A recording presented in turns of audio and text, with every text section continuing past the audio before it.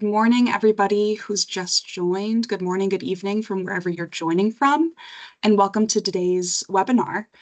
Thank you so much all for joining. Before we get started, I would like to just go over some logistics for today's event. We're very pleased to provide live captioning for this webinar. So all of our panelists will be speaking in English, but if you'd like to see captions in another language, please just follow these steps, and there's also the steps on the screen. So to turn on live captions, go to the meeting controls panel at the top of your screen and select More, represented by the three dots. Then from there, select Language and Speech, and then choose the option to turn on live captions. These captions will appear at the bottom of your screen below the webinar slides. And then to change the language of your captions, just select the Settings button near the captions. From there, select Caption Language, and you can choose the language that you'd like those captions to be translated to.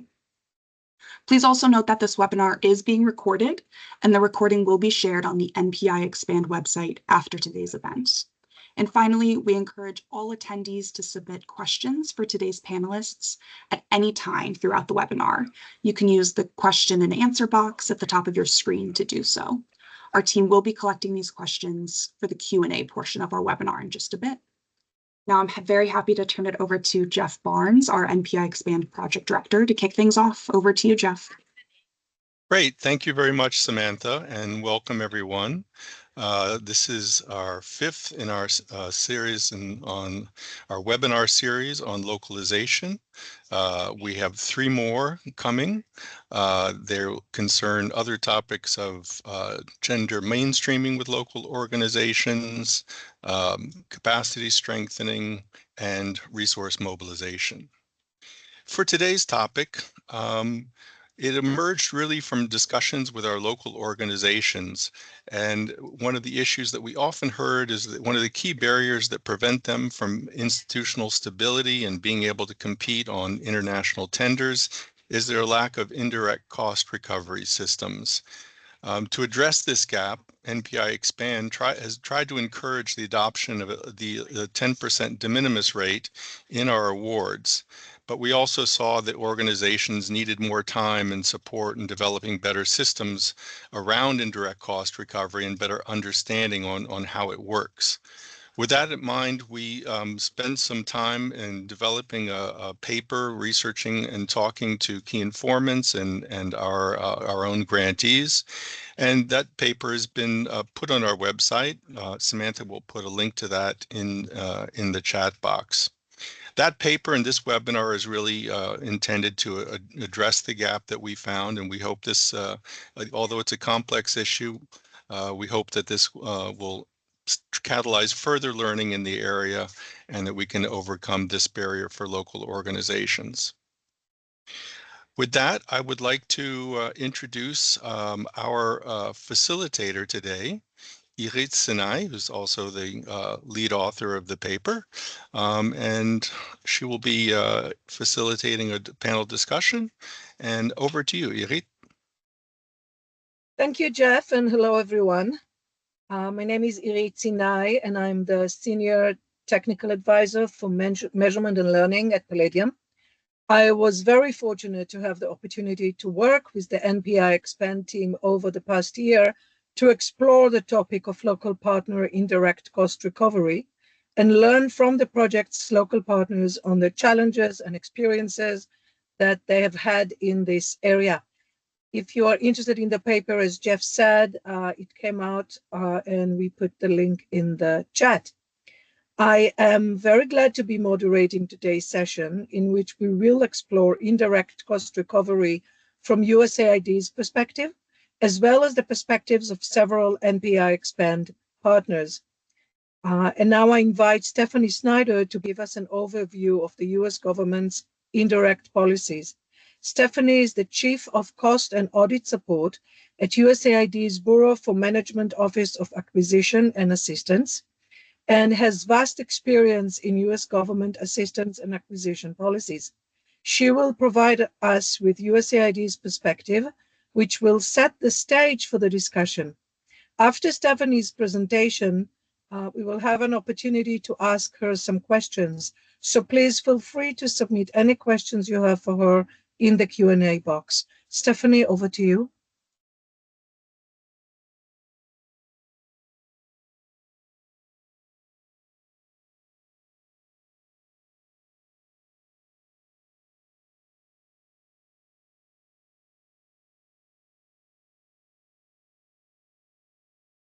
Stephanie?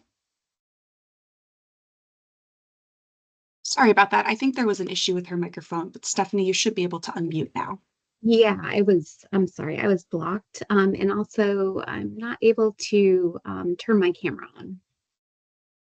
Yep, let me fix that right now. My apologies. No problem. There you go. It should be fixed now. Thank you.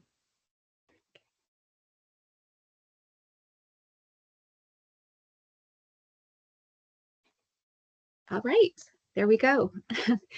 Hello, thank you, Irit. Thank you, everybody. I'm happy to be here today. I want to thank the NPI EXPAND team and Palladium for inviting me to speak to you today.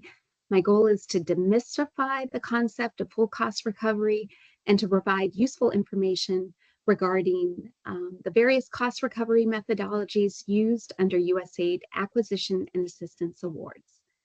Next slide, please. So our agenda, it's going to be brief and fast and furious. We're going to go over full cost recovery definitions and considerations. We're going to briefly touch on acquisition cost recovery mechanisms, assistance cost recovery mechanisms, and any questions you may have. Due to the limited time available, I will briefly review cost recovery options under acquisition awards, but the primary focus of today's webinar will be on cost recovery options under assistance awards, which include grants and cooperative agreements. Next slide. So what is full cost recovery? USAID's policy is that all implementing partners must achieve full cost recovery of both direct costs and indirect costs when implementing USAID awards. Direct costs are costs that can be directly attributed to a specific federal award. These costs include direct labor costs, travel, equipment, and materials that directly contribute to the program. Indirect costs are those costs that are incurred for multiple federal awards and cannot be attributed to just one federal award. Examples of indirect costs include rent, utilities, insurance, and administrative expenses that are shared costs across all of your federal awards. The key point to remember is that costs incurred under awards must be identified as either a direct cost or as an indirect cost. They must be consistently treated across all of your awards. For example, say you have been awarded 6 federal awards and you have annual rent expenses. In this scenario, you cannot charge your rent expense as a direct cost under one of those 6 federal awards and as an indirect cost under the remaining 5 awards. You must identify this cost as either a direct cost or an indirect cost and treat it consistently across all your awards. Next slide, please. So full cost recovery considerations. USAID agreements officers and contracting officers look at a variety of factors that are listed here when considering full cost recovery mechanisms and award types. At the same time, I advise all implementing partners to review these factors when considering how best to submit a cost proposal that will achieve full cost recovery for your organization. These factors include the type of award, either acquisition or assistance. An acquisition instrument is typically a contract and governed by the Federal Acquisition Regulation or the FAR. An assistance instrument is typically a grant or a cooperative agreement, which is governed by the 2 CFR 200, normally referred to as uniform guidance. It is key to remember the type of award instrument and applicable regulations governing the award type, either the FAR or the uniform guidance. The second item to consider is risk. We all at USAID and with any awarding federal agency, we always consider risk. And it's basically understanding the experience, capacity, and organizational and financial maturity of the local organization and the expertise their personnel bring. They always also look at size, complexity, and duration of the award, the country environment, and the capacity of mission staff and to administer the award and negotiate indirect cost rate agreements if necessary. So I would just want to highlight here that these risk factors don't only apply to the AOs or COs or the federal awarding agency. I want to highlight that you must consider all these factors and conduct an internal assessment to determine if a USAID project is the right fit for your organization and if you can reasonably conclude that you will achieve full cost recovery for the duration of the award. I want to emphasize that while federal awarding agencies and prime contractors and prime recipients are dedicated to ensuring that you receive full cost recovery, we will not be able to tell you the correct cost it will take to both meet the award objectives and achieve full cost recovery. Only your organization can determine this based on the factors outlined here. Next slide, please. So I'm going to briefly touch on acquisition awards. This is the only slide pertaining to acquisition or contracts. So I'm going to go over the criteria and challenges for receiving a cost reimbursement contract. While there are other contract types that you can receive, such as a fixed price and a time and material contract, in the interest of time, I will focus only on a cost reimbursable contract. Cost reimbursable contracts are usually reserved for very large multi-year awards with a period of performance of at least 5 years. The work to be performed and the costs incurred are not predictable.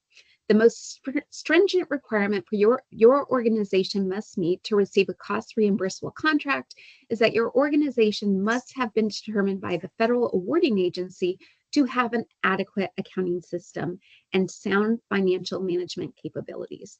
This requirement is non-negotiable. To determine if an organization has an adequate accounting system, a pre-award survey is conducted, and under SF Form 1408, which is titled Pre-Award Survey, it lists all the items that the government looks at. You can Google a copy of it, or I will make it available at the end of this webinar, just for your reference so you understand what federal awarding agencies look for. There are many challenges related to cost reimbursable contracts. First, they require significant surveillance in terms of monitoring both the work as well as the costs. Additionally, all cost reimbursable contracts require an annual audit in accordance with U.S. and generally accepted accounting principles, or GAAP, which is conducted by either a government audit agency or by an approved certified audit firm. For foreign firms and entities, USAID audits are conducted by certified audit firms that are recommended by USAID's Financial Management Office. If you have a cost reimbursable contract, you will be required to submit an annual incurred cost proposal, which the auditors will review to ensure all costs incurred comply with the FAR cost principles. These audits are time-consuming and can take years to complete. Overall, if you are new to the acquisition and assistance government space, it may be more difficult to meet the requirements to receive a cost reimbursable contract. Next slide. Next, this will be the bulk of my presentation. We're going to cover the cost recovery methods for under assistance awards. And the different, which will include the following in order of preference for organizations new to working with USAID or other federal agencies. So fixed amount awards, direct charging, 10% de minimis, indirect cost charged as a fixed amount, and the negotiated indirect cost rate agreement, or NICRA. Next slide. So first I'll go into fixed amount awards. And I think many who are attending this webinar are probably familiar with fixed amount awards. This is the most preferred assistance award type for organizations new to USAID. The award is fixed, and we refer to it as an FAA. It is covered under, again, we're referring to Uniform Guidance, or 2 CFR, because this is an assistance award. It's covered under 2 CFR 200-201. It can be either a grant or a cooperative agreement. The focus of the FAA is not on costs, but on meeting measurable goals and objectives. Additionally, FFAs are made when both USAID and the organization have a reasonable estimate for what the work will cost. Next slide, please. The key characteristics of an FAA is that payments are based on meeting specific award requirements and measurable goals. Accountability is based on performance and results. If the required level of activity or effort is not met, the value of the award is adjusted. Unlike cost reimbursable contracts, the cost reimbursable contracts I described earlier, the federal awarding agency does not review actual costs incurred under these awards. What that means is that no audits are required and the awarding agency will not audit all costs incurred. Available payment options are established with the awarding agency agreements officer prior to the award. If it's a direct award, or with your prime if you are a sub. And the 3 payment types include partial payments based on award milestones. What this means is that milestones are established and agreed upon between your organization and the AO prior to award. Unit price basis for a defined unit or units at defined price or prices. And then finally, in 1 payment at award completion. This is perhaps the least common payment mechanism because federal awarding agencies recognize the need for local partners to have a consistent cash flow to meet agreement requirements. This is not just the case for local partners. Consistent cash flow is also a concern for small U.S. partners as well. So all AOs and COs within the acquisition and assistance workforce are very sensitive to this issue and will work with you.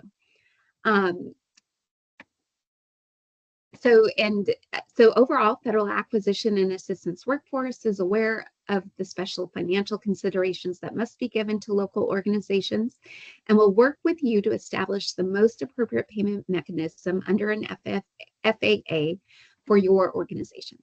Next slide, please. Okay, so now we're going to talk about, I'll provide a brief overview of direct charging, direct cost allocation under assistance awards.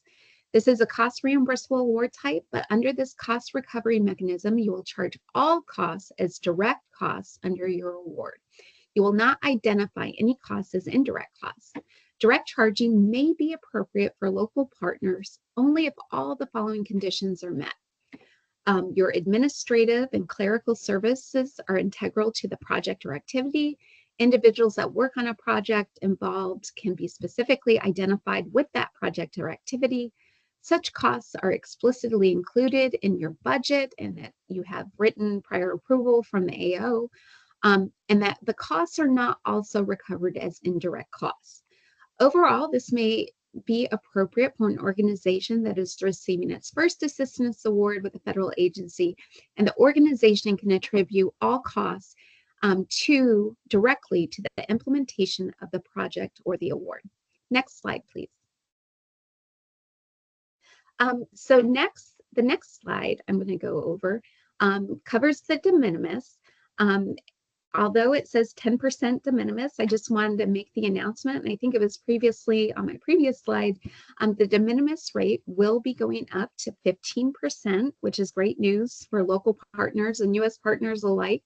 That will be effective October 1st of this year.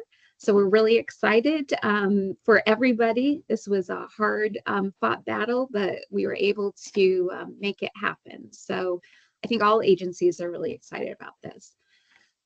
So let me talk a little bit about the de minimis indirect cost rate recovery mechanism. The use of the de minimis is achieved on a cost reimbursable basis, and you have a cost reimbursable award. I want to highlight, though, that the de minimis is only available to be used under assistance awards. It cannot be used under any acquisition awards or contracts. The de minimis is explained under 2 CFR 200-414 Part F. And the criteria for an organization must meet to use the de minimis rate includes the recipient does not have a current negotiated indirect cost rate that was previously negotiated with either USAID or another federal agency. The de minimis must be based on 10%, soon to be 15%, of modified total direct costs. So what does that mean? I'm not going to get into the nitty-gritty of this. I'll give you just a brief description of what modified total direct costs means, or MTDC. It is the base to which indirect costs rates are applied. MTDC includes direct salaries, wages, fringe benefits, materials, supplies, services, travel, and up to $25,000 of each sub-award. And it excludes other items as well, such as rent, tuition, and anything in excess of $25,000 in sub-awards. So you have to use that base to use the de minimis rate.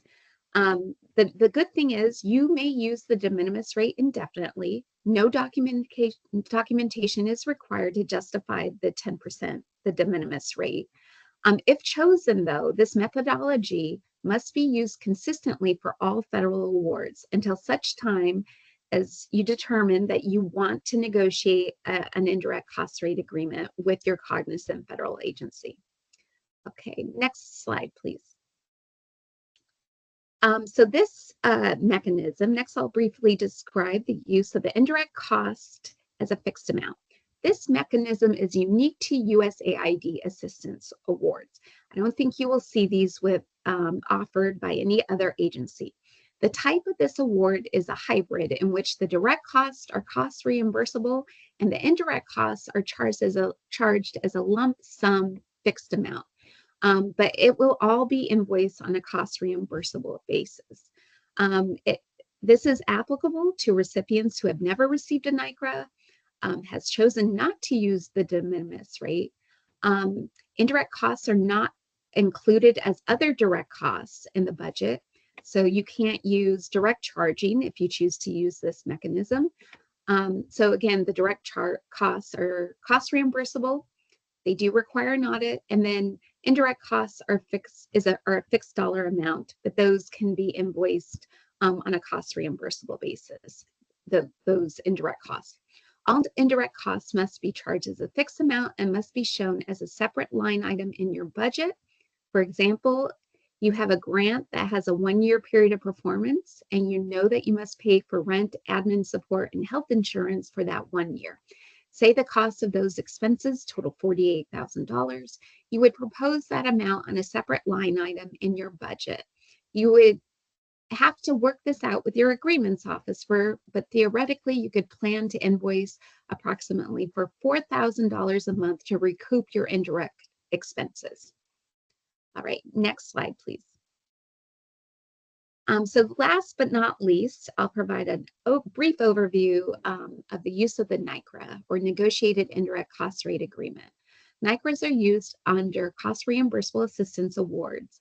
And as the slides demonstrates, there is some specific criteria that you must meet to obtain a NICRA, and there are some challenges as well.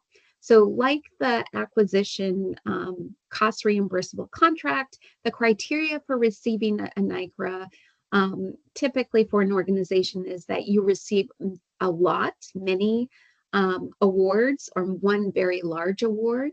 The work is based on best effort versus the deliverable or outcome-based premise that I described with the FAAs. The environment and the costs are highly unpredictable. And in order to receive for foreign entities, organizations to receive a NICRA and also a cost reimbursable assistance award with USAID, we have what is called a non-US organization pre-award survey, or NUPAS. You may be familiar with this. This is unique to USAID, but it follows all the risk assessment framework under the 2 CFR 200-206B. Finally, the organization has large prime awards with USAID with high, very significant dollar values. The challenges of a NICRA are pretty significant. They can be highly burdensome to negotiate and maintain, not only for the organization, but also for the awarding agency. The negotiated rates must be accepted by all federal awarding agencies. that is a good thing. That is good because if you negotiate a NICRA with USAID, every other agency must accept those rates as well. Rates are based on your partner, your organization's fiscal year. And typically, the mission that you received your largest award from becomes the quote unquote cognizant agency responsible for negotiating and administering and managing your NICRA. Once issued, kind of like with the de minimis rate, not kind of, but like the de minimis rate, NICRA rates must be used on every cost reimbursable award, must have, and so you must, as an organization, you must have a pretty robust infrastructure in place to meet the requirements to not just negotiate a NICRA, but to maintain it. And that seems to be the biggest challenge, is the maintenance, the long-term maintenance of a NICRA. So next slide, I think that's the end. So that concludes my presentation, but I just wanted to share some closing remarks. First, I want you to remember that you are entitled to full cost recovery for both direct and indirect costs under federal awards. However, to ensure you achieve full cost recovery, you must look internally within your organization to determine what your actual anticipated costs will be. As I stated earlier, federal awarding agencies and prime contractors and prime recipients will not know what it takes for your organization to achieve full cost recovery, because only you will know what is needed to achieve this. Second, do not propose costs that are below what you know is needed to perform the work. While you may receive an award, it will not serve you or the awarding agency in the long run and may impact your ability to receive new federal awards in the future. Always propose costs that are realistic for the work to be performed by your organization. And finally, I can say with 100% assurance that USAID and other federal agencies working within your borders want you to not only succeed, but to thrive. Your organizations have the know-how that we need to achieve excellence in USAID missions around the world. We value you, we appreciate the work that you do, and we are here to support you every step of the way. All right, that concludes my presentation. Thank you so much, Stephanie, for the very interesting presentation. We can now open the floor for questions to Stephanie. We have a couple so far online. As a reminder, you can use the Q&A box on top of your screen to ask questions. So first question for Stephanie. How can organizations use the de minimis consistently across all federal awards if it is not allowed on acquisition awards? Similarly, if using the de minimis on an assistance award, how should local organizations be sure to treat their indirect and direct costs consistently if also receiving a contract or acquisition? That's a great question. And so what I would offer is that you would have to keep a boundary between your assistance awards and your acquisition awards. The reason why the de minimis cannot be used on acquisition awards is because that modified total direct MTDC base that I described earlier in the presentation cannot be used under contracts. That's the primary reason why you can't use the de minimis. So what I would offer is that you keep all your assistance awards separate from your acquisition awards, apply the de minimis appropriately, and then what you'll have to do for acquisition awards is to develop some kind of framework and system and to identify the appropriate indirect cost rate that you can use under acquisitions. So you will have to use a different base, an allocation base other than MTDC for that. I know that's probably not the clearest answer, but given the time that we have, I think to summarize, you just have to keep them separate. Thank you, Stephanie. Another question. Does an organization implementing 2 or more assistant awards funded by USAID qualify for the de minimis? Yes, any organization that does work with USAID does qualify to use the de minimis. This is a choice that is made by the organization. This is not something that we tell you or your prime recipient tells you to do. And I think that's why I was trying to emphasize the fact that you have to be aware of these options that I just went over and what's available to you. But yes, you can use the de minimis rate indefinitely for as long as you want.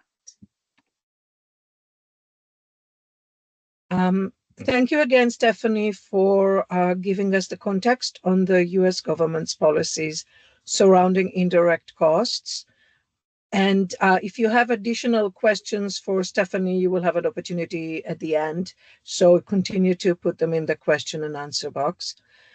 For context, all grantees under NPI EXPAND got a fixed amount award, and in pricing the milestones, we had them include 10% of modified direct cost as a proxy for the de minimis rate.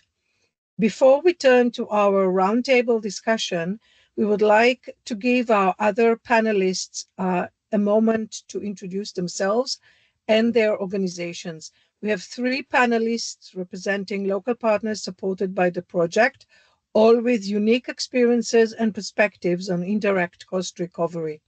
We will start with Khalid Rahman from the Women Empowerment Organization in Pakistan. Thank you very much. First of all, I would like to thank Palladium for organizing this webinar and inviting women empowerment. I am Khalid Rahman. I have 17 years of working experience in financial management, grant management, partnership management. During my 17 years of working experience, I have worked with many diverse international and local organizations, which include for-profit and for non-profit organizations. Since 2014 to till date, I have managed multi-grants, multi-million grants, multi-currency grants, and 50 plus well-reputed government and non-government implementing partner organizations. Currently, I am working as a operational and finance manager in Women Empowerment Organization. WEO is women-led humanitarian non-profit, non-governmental organization founded in 2008 and registered under the Social Volunteer Act 1961. Currently, our thematic areas are education, healthcare, economic empowerment, advocacy. Currently, we have 110 staff members, six offices, and we are working in Khyber Pakhtunkhwa province. We have implemented over 50 projects with the support of national and international donors, including US agencies, British Council, USAIDs, and others. Thank you very much. I will hand over floor to you. Thank you, Khalid. Next, we will turn to Abdul Wahid of the Hashu Foundation, also in Pakistan.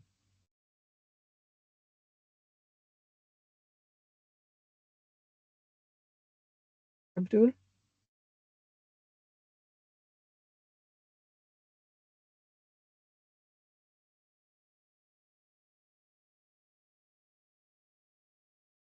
Abdul, you're muted. I'm not sure if you're speaking, but we can't hear you just quite yet.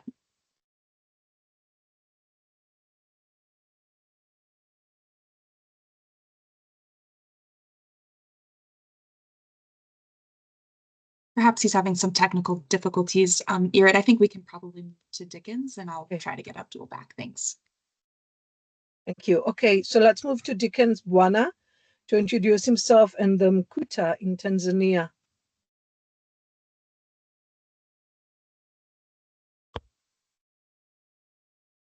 Thank you very much. This is Dickens Bwana. I'm the head of programs at Mkuta. We are a TB patient organization and founded in 2009. We have a strong focus to tuberculosis. And our key role is to coordinate those who are previously treated for TB, or we call them TB survivors, to be part of the TB response. And we are coordinating these structures at subnational level to support health education, active case finding, and linkage to care and treatment support for bedridden patients. We are available across all regions, and we are in almost 134 councils. We have benefited from NPI EXPAND as a patient organization, and we are in a position where we can now actively support the grants we receive from partners, but also in a position to respond to the needs of members who are part of the network, and also elevate to national level discussion to respond to TB and HIV/AIDS in Tanzania. Professionally, I'm a social worker with a public health background. Thank you so much, and looking forward to be part of the panel. Thank you. Do we have Abdul back? Or shall we just move to the discussion? Abdul, can you talk now?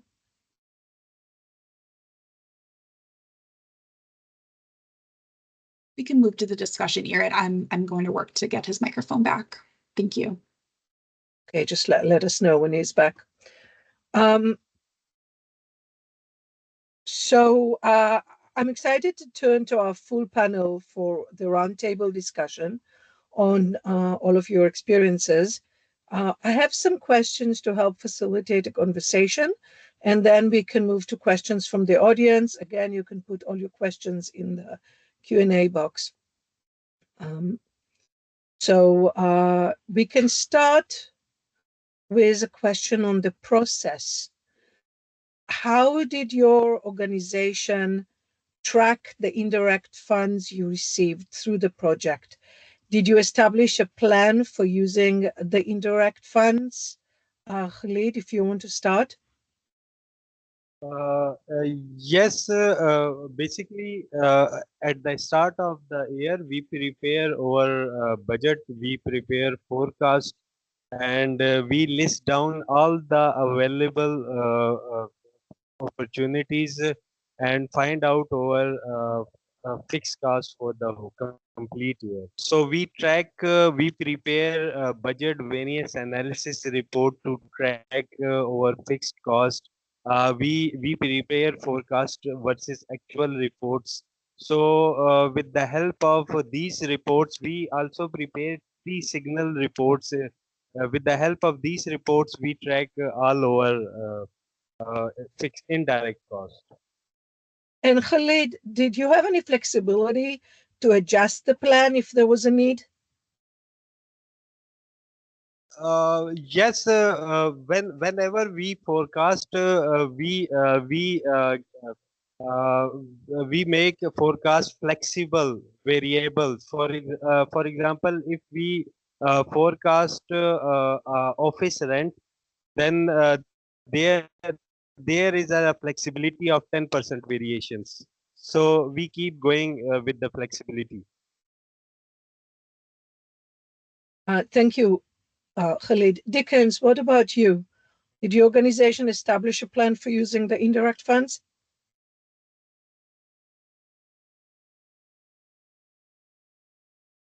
Yes, thank you very much. And I must admit that many civil society organizations like Nkuta had issues and still have issues to really establish indirect cost vis-a-vis direct cost. And I admit that we had troubles in really creating better routines to respond to the requirements that have been presented even with the earlier speaker. So for organizations like Nkuta, we had to adjust our standards and internal control systems to be able to be eligible for such indirect cost. So there was a struggle to establish such standards, and there are so many reasons for that.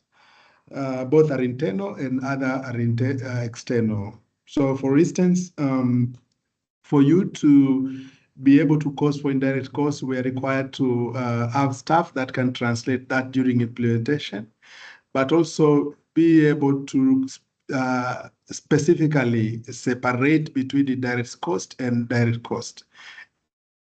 Shifting conditions for that and make it difficult for civil society. But with the support that we received from NPI EXPAND and the prime recipients, yes, we are able to develop a cost strategy, cost recovery strategy that now make us more eligible to access indirect costs. Though still we have challenges that I will present. Thank you.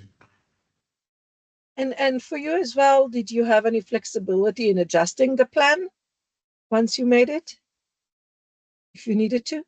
Yes, we did. And yes, we did. And it's changing based on the managing, because we have different partners other than the USG funded grants. So it's a living document that we have to improve as we go along. Thank you. So let's stay with Dickens. If you can tell us about the types of expenses that you made using the indirect funds.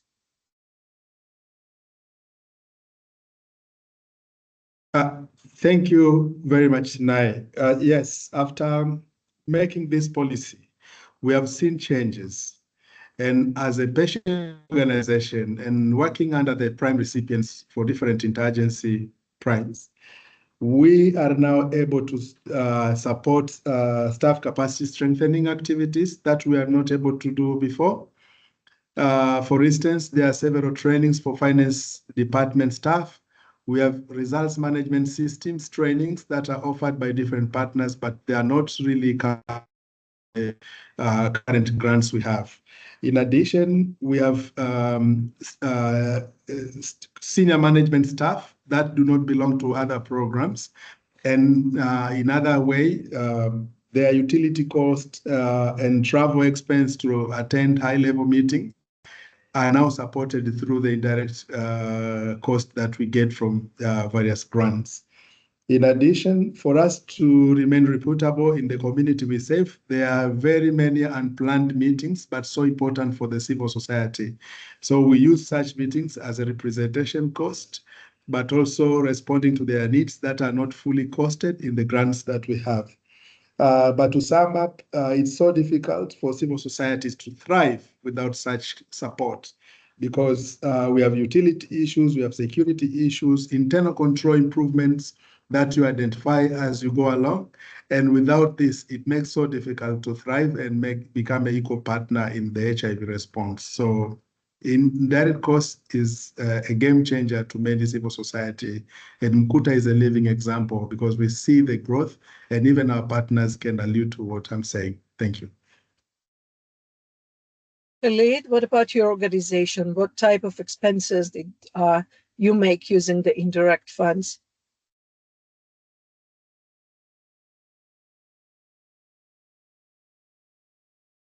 You're muted, Khalid. Actually, we utilize indirect cost in paying salaries to our employees. The employees which are charged as a level of efforts. For example, employee is charging on basis of his level of efforts. We pay office rent, we pay office utilities, office supplies, and cover any cost which is not budgeted under any other award.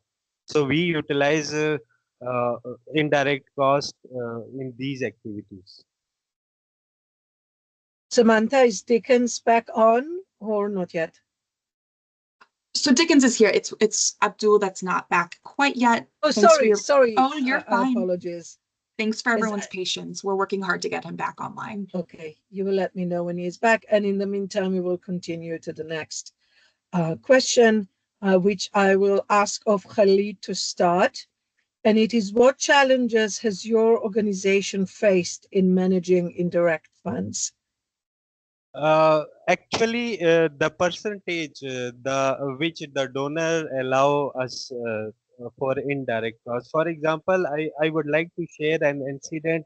Yesterday, I have submitted a budget to German donors, in which I included a 10% in direct cost while we actually needed 15%. The donor replied that their policy only allows 3.5% and does not permit more than that.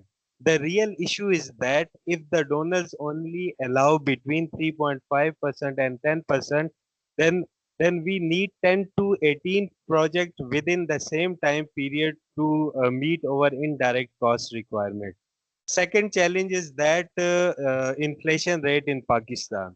Uh, uh, uh, uh, Basically, in 2022, the inflation rate was 19.9%, and in 2023, it's jumped to 38.1%. However, in open market, the actual rate was closer to 45%.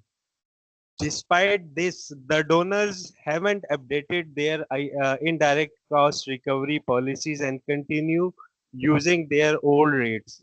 Secondly, if a donor allow you 10% to recover 10% indirect cost rate, then they will ask you to provide breakdown. For example, they will ask you to provide policy where you will utilize this indirect cost.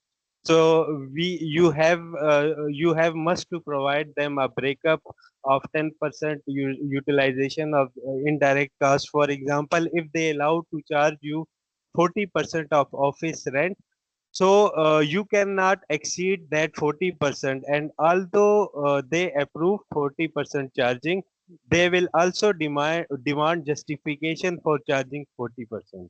You must explain why you are charging 40%. Even if you have the budget, you can charge more than allowed percentage. USAID is somehow flexible with the indirect cost allocation.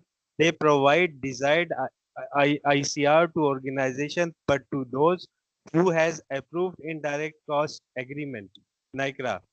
However, if there is no agreement, they will allow you 10%. But good news is was shared that it is increased to 15%.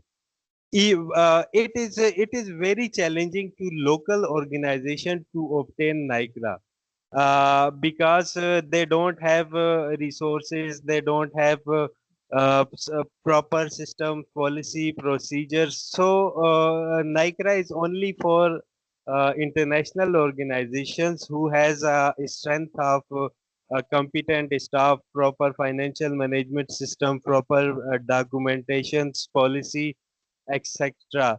With robust financial system, international organization uh, can charge their desired indirect cost recovery rate, but for the local organization, it is not possible. NICRA is a long exercise, and local organization doesn't has that capacity to get NICRA agreement. So these challenges we are facing. The crux of my the crux of my saying is that number one, inflation rate. Donors haven't updated their policies. They don't allow they don't allow to charge you more than their uh, approved rates. So these challenges we faced in Pakistan. Thank you. And what support that Khalid would implementing partners or donors could give would be useful in addressing these challenges? First of all, donors should revisit their policies. They should update their rates according to the inflation rates. And secondly, is that I would like to, with the help of this platform, I would like to request USAID that there should be a NICRA type agreement for local organizations, so they could achieve their required indirect rate if possible. Thank you. I believe Abdul is back. So, Abdul, if you can talk to us about challenges that your organization is facing with managing indirect funds.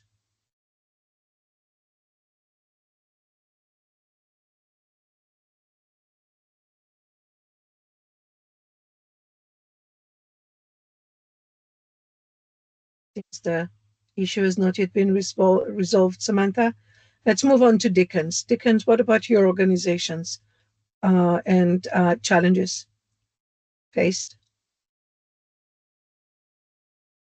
Thank you very much. And to share our experience along that line is that in the first phase of our growth, we faced there were different definition of indirect cost across partners, and there were shifting conditions and grant requirements, and it was a bit difficult to really relate to what is exactly has to go under indirect cost and those that can be charged directly to the grants. So this was a challenge, and we have developed a costing recovery plan that addressed that. So at least we have something to show if asked by prime recipients, which was a very difficult question in the beginning, that how do you charge indirect cost? So less did we know that this is well stipulated by USID in different documents that prime recipients can also use and avail them to local implementers. So now that was a challenge, but we are moving forward. Another challenge that we faced is to establish these standards require capacity building activities. I relate to this statement by really seeing a dedicated activities that are geared towards building local capacity. So NPI EXPAND was a way that helped us to elevate and understand different issues that were a bit difficult in a normal routine to cope with the USID requirement for indirect cost. Another issue is that, yes, the indirect cost is defined by USIB as 10%, but you find other primes giving less than that to sub-implementers as a result of failing to justify XYZ result, to justify some of the standards that they think are important to qualify even for 10%. And I'm happy to hear that this has been increased to 15%. And this really make me suggest that at least it should be a standard rate as stipulated by USAID to all organizations. But the other challenge is that the cost recovery method and calculations, if you do not get proper training, it's less for civil society like mine to really relate to the requirements and require prime recipients to make sure at least before going to a contracting, civil society are well oriented on these requirements as they do, as done by USID to them. And they should trickle down such experience and trainings for us to be able to relate to the requirements required. But also in-house capacity and internal control routines is a challenge to many. And we had such challenges before, and it was difficult to make indirect cost recovery. So maybe I end there for the challenges, but with the provision that we now have the cost recovery strategy, some of these concerns have been addressed, and we are continuing improving as we go along. Thank you. Thank you. So both of you sounded happy about learning that USAID is going up to 15%. What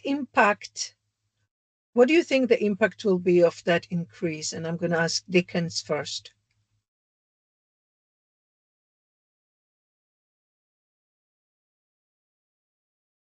So thank you very much. The impact is really visible because at at that level, the civil society, like Mkuta, will be able to demonstrate their capacity, but also be able to strengthen their internal control routines and evolve to a prime level where we all wish to be. And capacity building to our staff will be now funded. We'll be able to improve our policies and ensure that we are much placed and equipped with all the standards we need to efficiently manage USAID grants. So I am of the opinion that implementing partners could ensure that prime recipients, like USAID should ensure that prime recipients have such their contracts reflect the cost recovery agreement that they signed with USAID. Some give less than 10%, which is not without clear reasons, and it's really not okay to find that happening where trainings have been given, and this is a need to civil society, but also building civil society capacity require a lot of support, especially in the beginning, for us to attract different partners to really help us cope with the needs that our community require, and also be relevant in terms of policies, internal control routines, but also be able to make it much clear on what we do with the internal, with the indirect cost recovery. Thank you. Thank you, Khalid. What do you think? It is very welcome step to increase the rate because it will be beneficial for lot of organization in Pakistan who is struggling with this rate. Actually, it will enable them to lie down their operational burden. For example, they will easily pay core staff salaries. They will easily manage to pay utilities, rent, and it will also help them to maintain quality staff, and the quality staff will help them to in proposal writing and hunting for other opportunities. So it is very welcome step, and as far as my knowledge, USAID is allowing the maximum indirect ICR rate as compared to the other donors. So it will definitely good news for the all local organization in Pakistan. Thank you. We have a lot of questions, mostly for Stephanie. So let's move on to those. So, this question to Stephanie: if we do not have a de minimis rate yet, and we are applying for a USAID assistance award, would the 10%, 15% be included in the indirect cost as an overhead cost in a separate line items under the indirect cost? So as I mentioned before, and first let me just clarify one point. So the increase of the 10% de minimis rate to 15% applies to all U.S. federal agencies. It doesn't just apply to USAID. It applies to every federal awarding agency. And to answer the question, you would just there's no need to apply for the rate. The rate is there, the de minimis rate is there for you to propose. So there's no application process, there's no, type of vetting that you need to go through to receive the de minimis rate. You just say in your proposal and in your budget, you identify you're using the de minimis rate, and you just base it off of the modified total direct cost base. Unfortunately, we don't have a lot of time here to get into that and what the calculations are, but in short, I want everyone to understand this, that this is not something that the de minimis is not something you apply for. It is available to you. It is your right. And you basically just propose it under your cost proposal for USAID awards or any US federal agency, and they will accept it. They must accept it. That's per the regulation. Thank you, Stephanie. So which one is preferable between NICRA and 15% indirect costs? NICRA might be in certain cases less than 15%. So will local partners prefer NICRA or go to 15%?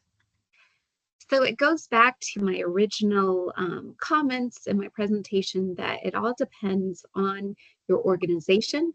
I will point out that the use of the de minimis rate, the 15%, requires you're not required to have a significantly robust accounting system, internal controls, that kind of thing. It's easier to use the de minimis. I'll just put it that way. The use of a NICRA, as I commented earlier, it's usually granted or negotiated with organizations that do have a pretty large volume of work with USAID and very large awards, spanning many, many years.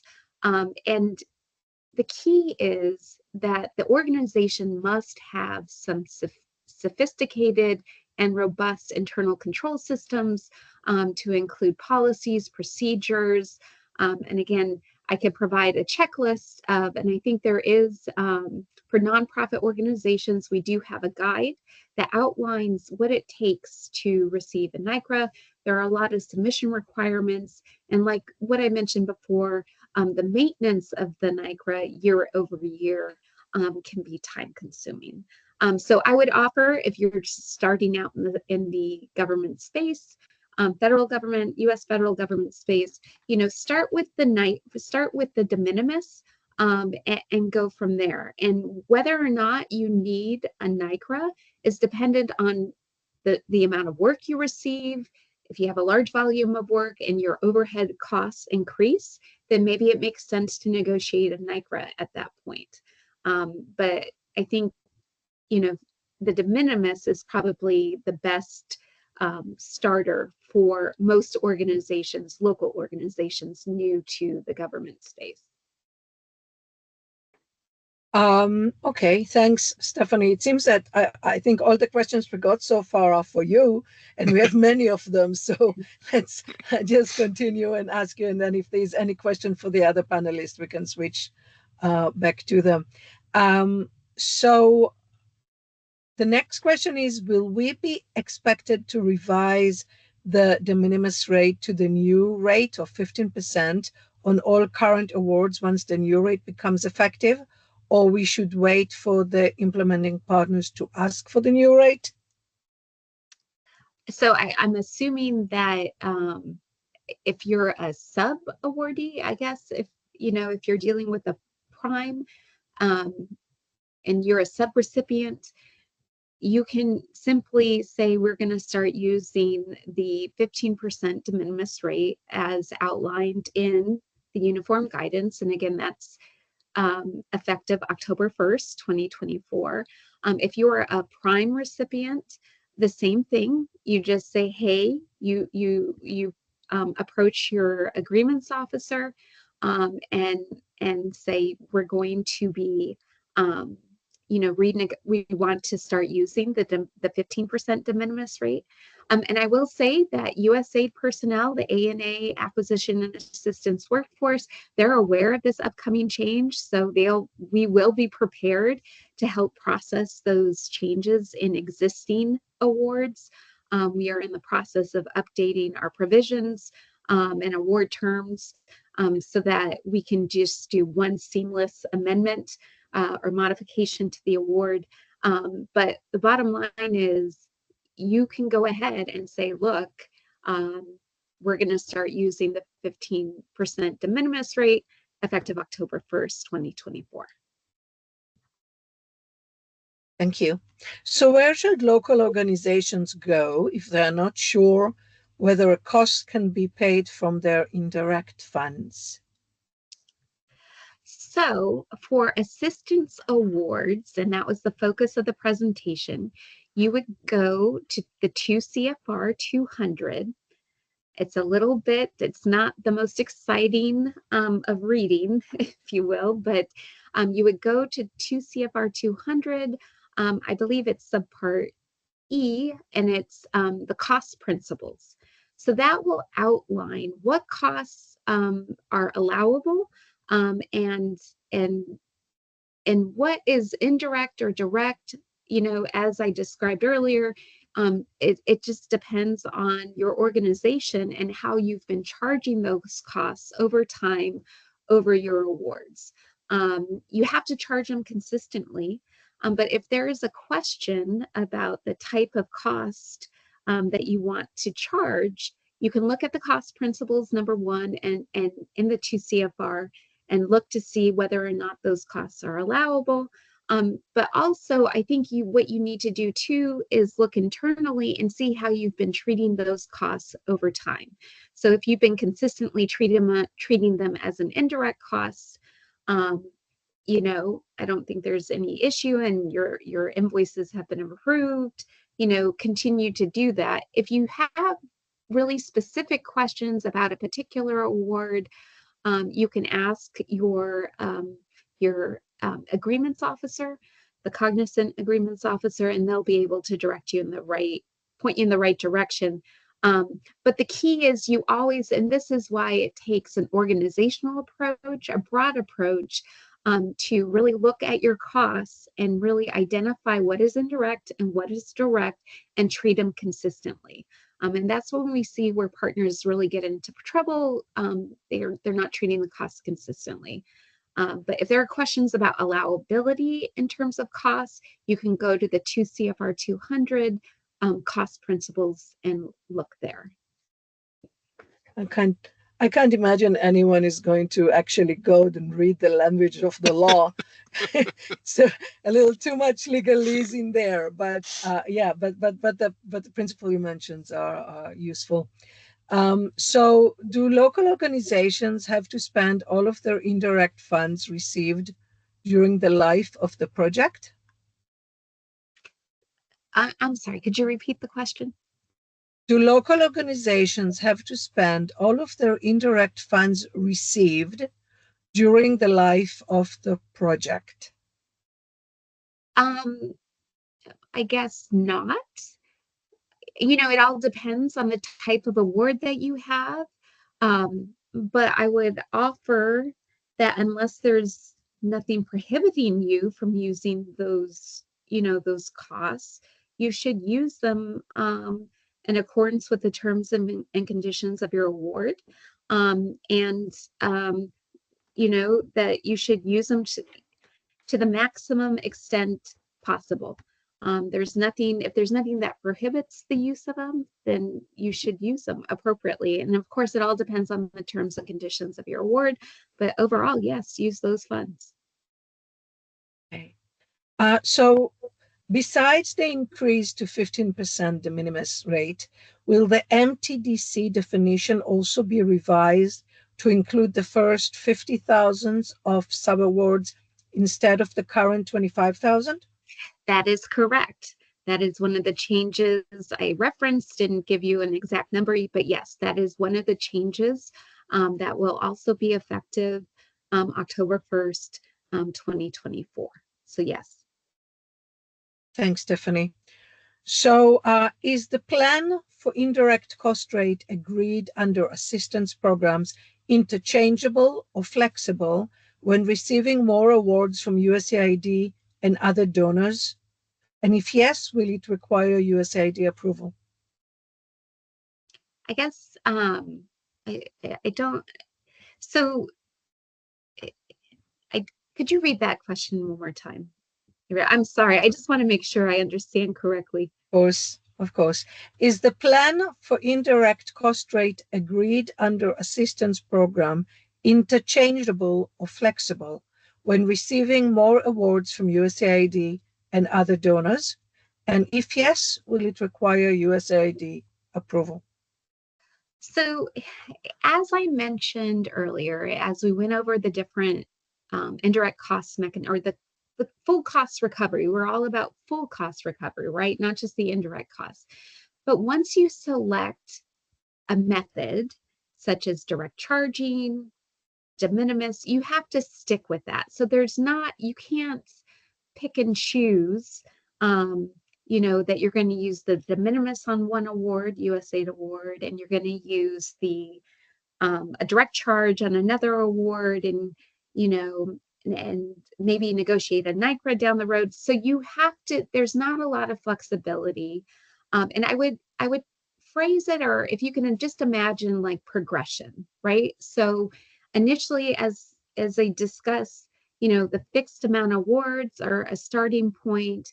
You progress, and actually I would say direct charging, because that's probably most appropriate. You just have one award. Progress to fixed amount awards, where I just want to point out that you still should achieve full cost recovery of your indirect costs in a fixed amount award, right? It's just a matter of assessing what your indirect costs are and baking that into the fixed amount award. Then you move up to the de minimis. And then after that, over time, maybe you have a lot of USAID awards and you realize that your indirect cost rates have increased, or your costs have increased, and the de minimis doesn't cover it. So then you would go up to a NICRA. So that's how I think, a way to look at indirect cost rate recovery, right? In terms of, and that's with USAID, but also not just, I just want to be clear, it's not just USAID, it's with other federal government agencies as well. So these options are available to you with other federal agencies, with the exception of the indirect cost as a fixed amount. That's a USAID only mechanism. In terms of donors, I can't really comment too much on that. I mean, I think Khalid had mentioned that one donor had a cap, which I found pretty stringent, of 3.5%. So I can't really comment on what other donors from other countries do. But in terms of USAID and the US federal government, our framework, our map, or what we go by is the 2 CFR 200. And the key for you is just to remember to be consistent. Once you choose a path, stick with it, and then you can progress to the next step, if you will. Thank you. So we have a few more questions for you, Stephanie, but we actually got a question for the local partners. I believe we lost Khalid. So Dickens, I'm going to ask you, have you had an experience where a prime recipient has refused to let you charge an indirect rate? If so, tell us how you managed that experience.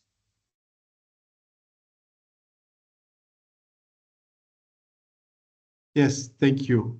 It is true. We have experienced that where we are told we do not have a system in place, and also due to the grant size, and what they could allow at that moment was to fully cost all what we need into the budget and not qualify for the indirect cost.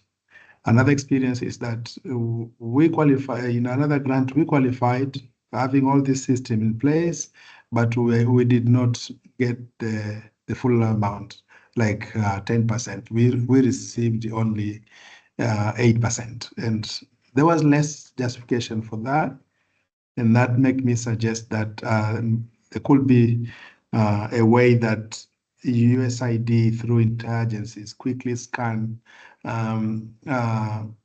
how prime recipients honor this requirement and also help civil society to benefit from available provisions that require that civil society receive at least 10% for their various activities I said earlier. So we fully follow the process on the subsequent grants, and now I can say we are benefiting with the 10% rate and looking forward as October 1st to start negotiating a new rate, which is 15%. It's a good news, and my team are so happy. I don't know how other finance team will feel like in the prime recipient organizations, but it's a provision that is mostly welcomed by civil society like Mkuta. Thank you very much. Thank you, Dickens. And I believe that Khalid is back. So Khalid, if you can respond to the question on experience where a prime recipient has refused to let you charge an indirect rate. No, in my 17 years of working experience in Pakistan, no donor has refused. Yes, they negotiate in rate. For example, they do not give you the desired rate or required rate.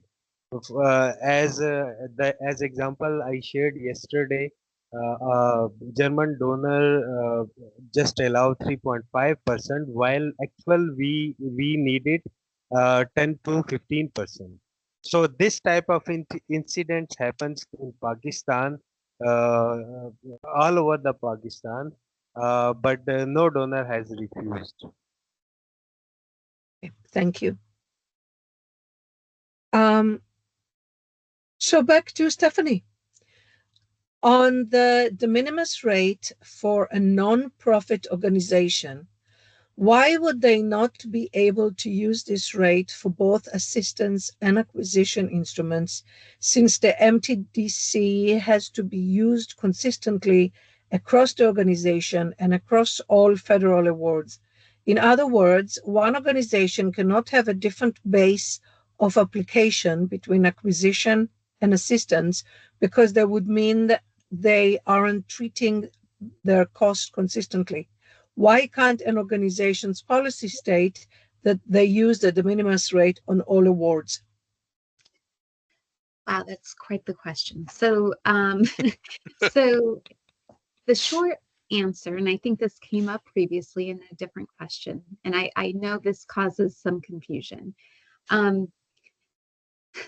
The use of the de minimis is only relegated to assistance awards. And again, I think what I touched on were the requirements, the regulatory requirements, right? For acquisitions, it's the federal acquisition regulation, and for assistance is the 2 CFR 200. We have instances where some nonprofit organizations receive both contracts and assistance awards. And so therefore, a lot of their accounting practices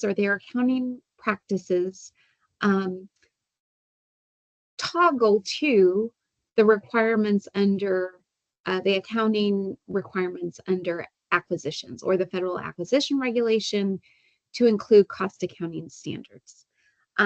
This only really applies to really large organizations. But for smaller organizations and for local partners, I think the key is you just have to, as I mentioned before, have a firewall up and separate how you account for your awards and the indirect cost rates, right? I can't speak to the full rationale as to why the de minimis is not available to acquisition awards, and I understand that would make everything so much easier. But unfortunately, that's not the case. I will offer, though, under acquisition awards, and I did touch on cost reimbursable awards, partners are able to negotiate an indirect cost rate for a particular award without having a NICRA, and that's under acquisitions only. so you are able to recoup your costs, indirect costs under acquisitions without having a NICRA per se. That is available to you. And if it helps, you know, if you know that your indirect cost recovery is about 10%, you know, overall, you can still apply that or propose that under acquisition awards, but you are unable to propose a quote unquote de minimis. So I know that this is probably an insufficient answer for you, and it does cause some complication and confusion. But I think that if you're a nonprofit, maybe it's easier to stick with assistance awards to begin with, obviously, before venturing into the acquisition side. But I think if you're venturing, if you're looking into doing both, I think that you just have to recognize, you know, keep things straight in your mind in terms of what the regulatory framework is for that particular type of award. Assistance to CFR 200 and acquisitions, the federal acquisition regulation. Sorry, I know that's probably not sufficient, but I know, I feel for you. It is complicated. So Stephanie, any modification to the award, particularly change in indirect costs, will that affect the ceiling of indirect cost? So if you have a ceiling in your particular award, you have to abide by that ceiling for indirect costs. And I know a lot of awards do have ceilings that you can only, you know, invoice for a certain amount, and that's it. So I would advise that you look at the particular award terms and conditions and abide by that, whatever is in your award. And then if you have questions about a particular award, that you reach out to your contracting officer, your agreements officer, and get clarification. Thanks. So Stephanie, what documentation, if any, is required by a local organization to show USAID or a prime that it is treating direct, indirect costs consistently when using the de minimis?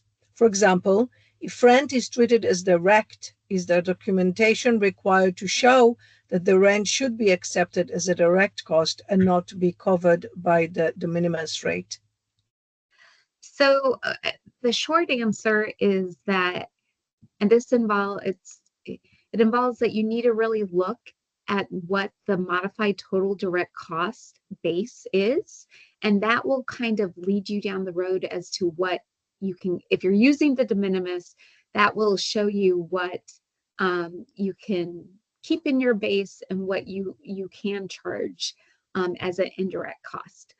So I think that and I sound like a broken record, but you will have to look at the 2 CFR 200 and modified total direct costs, look at what those requirements are, and then go from there. I will offer that in general, what government agencies, US federal agencies look for are policies and procedures, internal controls that outline and document what you consider to be direct costs and what you consider to be indirect costs. So if you are developing these, that I think that'll be go a long way in helping to discuss particular cases with your agreements officer or with the federal awarding agency. Thank you, Stephanie. I think we are almost at time. And so with that response, we've come to the end of our time today. I would like to thank everyone for your participation and extend our gratitude to the panelists for such a rich discussion. It's too bad we couldn't hear Abdul's perspective, but Khalid and Dickens really offered a lot of insight. Today's event is the 5th of a series of 8 learning events from NPI EXPAND, and we hope to see you at the next event next month in July. Sign up for email updates from NPI EXPAND using the link in the chat box and in the follow-up email from NPI EXPAND to receive more information. Remember that the recording of today's event will be posted on the NPI EXPAND website, and don't forget to check the NPI EXPAND website and social media pages for more about the project. Thank you again to everyone and have a great rest of your day. Thank you very much and bye. Khalid, Dickens, and Stephanie, thank you.